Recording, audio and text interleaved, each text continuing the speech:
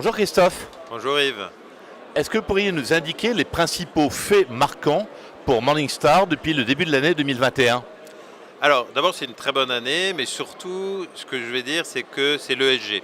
Ça surprend personne. L'ESG, l'ESG, l'ESG, c'est la vraie lame de fond du moment. L'ESG chez nous, c'est d'abord toujours le rachat de Sustainalytics, donc ça date de juillet 2020.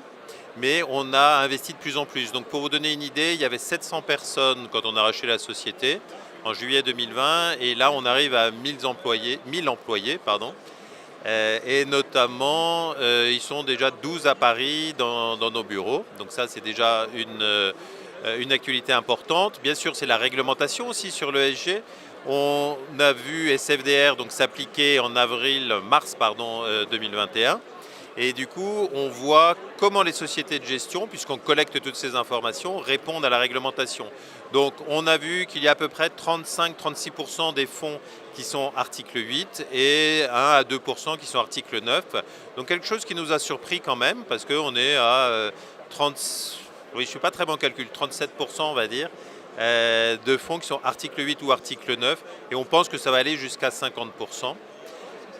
ESG toujours, on a lancé les globes en 2016, donc les globes c'est toujours une notation de durabilité sur les fonds. Et la nouveauté c'est que début novembre, on change de méthodologie et on va prendre en compte tout ce qui est dette Govies. Donc la dette sur les États va être intégrée, ce qui va nous donner une couverture encore plus large, sur les fonds. Donc ça, c'est sur la partie ESG. Et puis on voit, comme tout le monde, que l'on reprend les conférences, que l'on reprend les cocktails. Et donc ça, enfin, ça nous fait du bien. À Patrimonia de voir du monde. Et on lance la MIC de nouveau, donc la Morningstar Investment Conference, qui a lieu le 30 novembre en présentiel. On est content de tous pouvoir accueillir et de se revoir enfin. Nous y serons, merci beaucoup Christophe et bon salon. Merci beaucoup, merci Yves.